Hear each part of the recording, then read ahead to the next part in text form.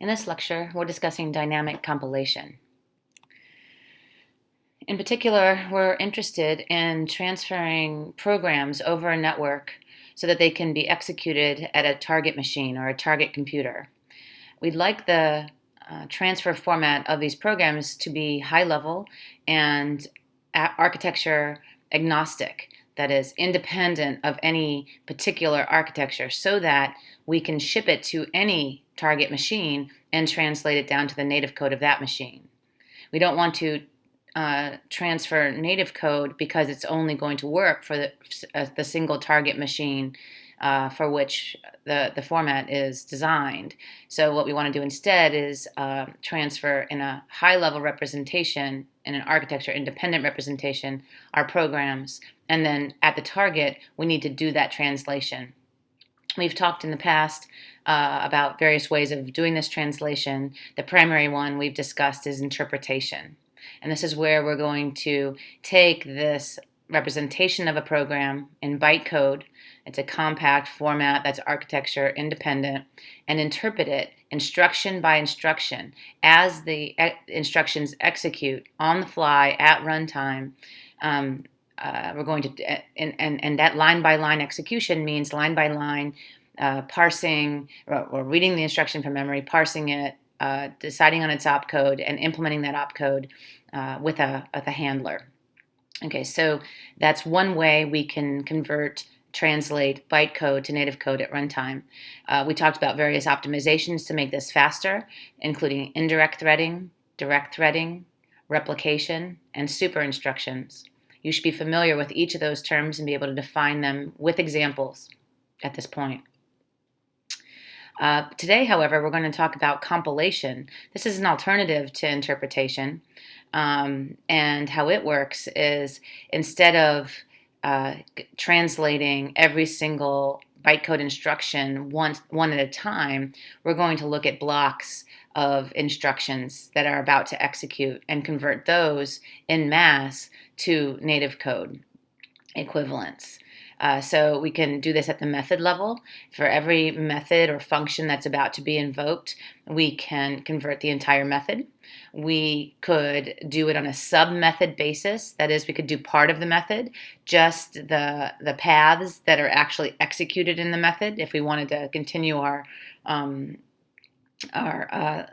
laziness motivation, only translate and compile what we're going to use.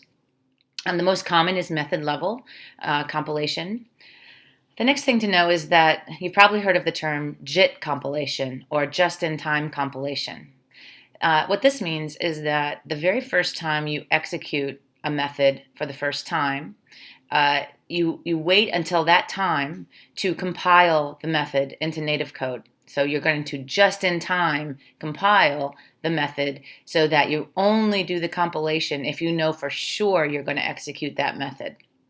Okay, so once you've translated a method to native code, the next subsequent invocations of that method will use the compiled code, the native code, directly. So you don't have to go through the compilation phase again, and the code executes really, really fast because it's a native code. It's in binary now, and the runtime system is in charge with going in between the compiler and the native code. That is, the code in the runtime system and in the compilation system of the runtime, and the native code that's been compiled by that runtime. And that's where some of the complications arise. There's also a term called dynamic compilation, and this is a more general term than JIT compilation.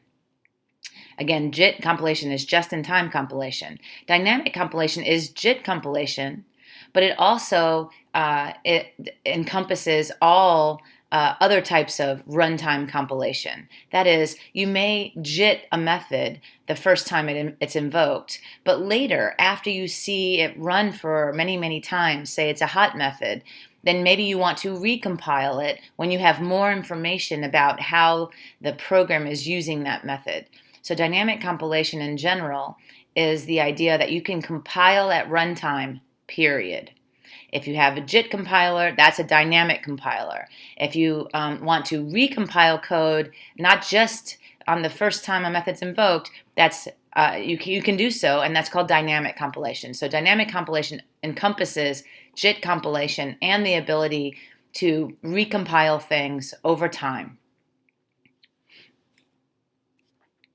There's also another type of compilation that you should be aware of, and it's called ahead of time compilation, or AOT compilation.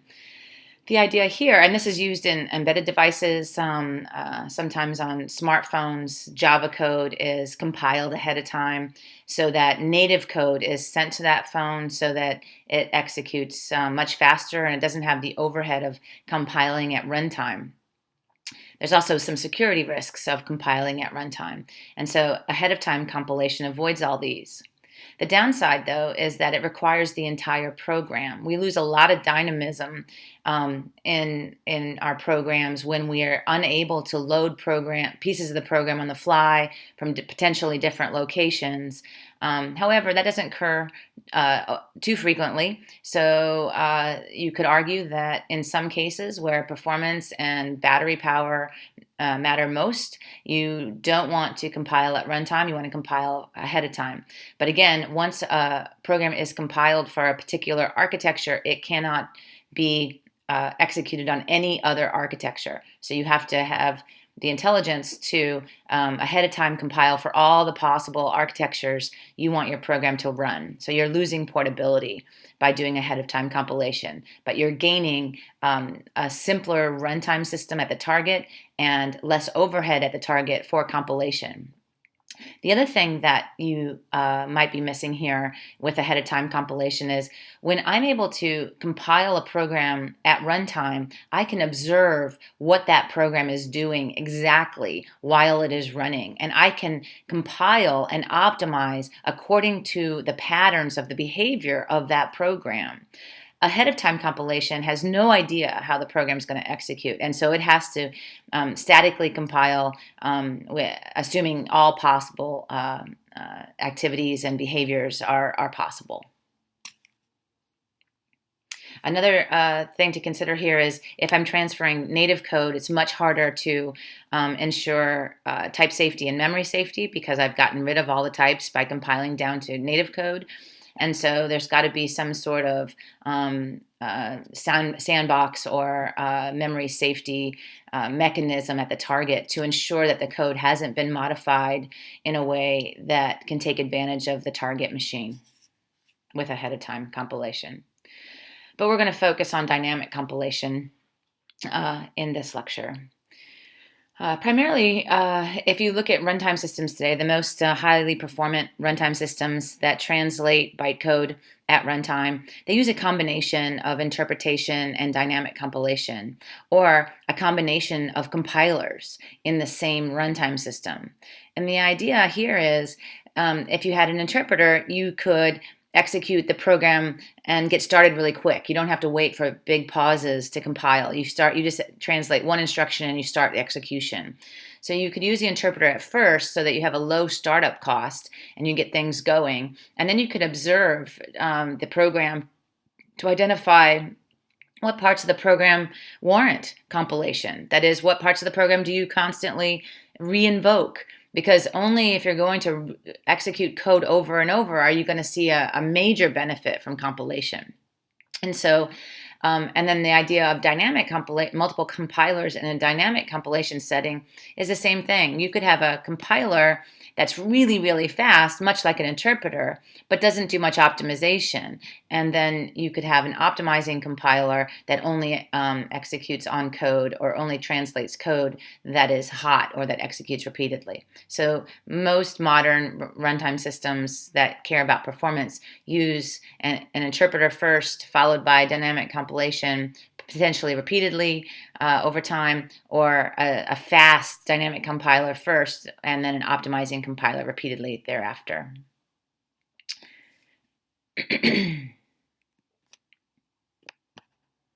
So we're going to talk first about the dynamic compiler, the optimizing compiler for the Java Research Virtual Machine JIKES RVM from IBM Research. So this is the optimizing compiler. It is a runtime compiler. It's a compiler that's built into the JIX-RVM runtime, and it translates bytecode to high-level representations of the bytecode that's easily manipulatable. We want to be able to optimize this code. This is code that is executed repeatedly. This is really important code for performance, and so we need to understand it and be able to reason about it and be able to perform optimizations on it. So what we're going to do, and what most compilers do, like GCC, when they are interested in doing optimizations, is they incrementally break down the program into increasingly lower internal representations. So the first thing I'm going to do is I'm going to take bytecode, I'm going to convert it hopefully quickly to a high-level representation that's easy for me to manipulate. That's going to be the HIR, high-level intermediate representation. Okay, this is really similar to bytecode. It's just easy for me to walk through the code, to identify the basic blocks, to figure out what code is repeated, things like that. Later, after we do some optimizations on the high-level representation, we're going to transform that code into a lower-level intermediate representation, getting lower, getting closer to the hardware. As we do this, we're going to necessarily increase the number of instructions. So at the high-level representation, we have a small number of instructions, much like bytecode, very compact.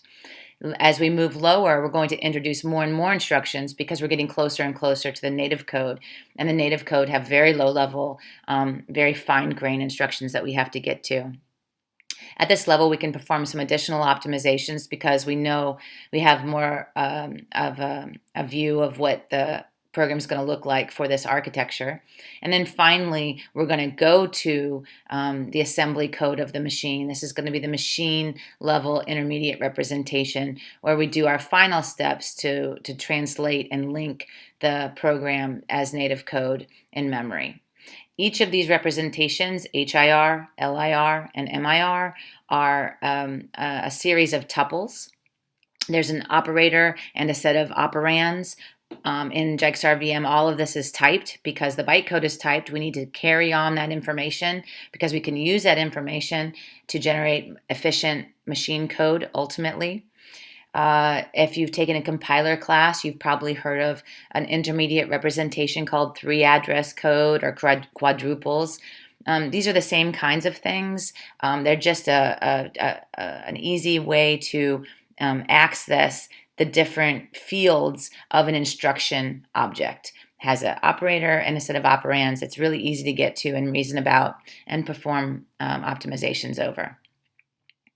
The other thing that's interesting about these representations is we're going to assume symbolic registers. Notice that the architectures have different numbers of physical registers, and they're usually a very small number of them. And so instead of early on trying to work within the bounds of a small number of physical registers, we're just going to assume infinite registers. We're just going to start numbering them 1, 2, 3, 4, 5. We're going to use registers as if they were unlimited. They're all going to be typed, so we can carry type information with them as we put our operands in those registers. And at the very, very end, we'll once we have all of our code ready to go, we're going to convert our symbolic registers to physical registers using what's called an algorithm for register allocation. So to convert our bytecode to the high-level intermediate representation of JIX-RVM, we are going to take our bytecode and we're going to break it up into basic blocks into a control flow graph. And we've discussed the control flow graph and basic blocks in prior lectures. We call these extended basic blocks. They're still basic blocks with one entry and one exit, but we're going to allow, in a special case, multiple exits. So let's say you have a call. A call really is an exit from a basic block. But if we end a basic block at all of our method calls, then we have very few instructions to work with. And so what we're going to do is we're going to allow calls to happen within the middle of a basic block, and we'll just assume that the call is made and the control returns back after the method call. So calls, like exceptions, do not end a basic block. You can have an exception out the middle and a method call out the middle, but everything else comes in through the top and exits out the bottom. Now, out the bottom, you can go multiple directions. You can have lots of different exits out the bottom, but it only stems from the last instruction in the basic block. So here's our example for finding the extended basic blocks. On the left, we have the source code in Java. On the right, we have the bytecode in Java. I give you some information about what conditional branches are. They start with if underscore. Unconditional jumps start with the word go to. You should be familiar with all of these instructions by now. And so what I'd like you to do now is to take a moment and identify all of the basic blocks and draw all the edges to the targets of every single basic block.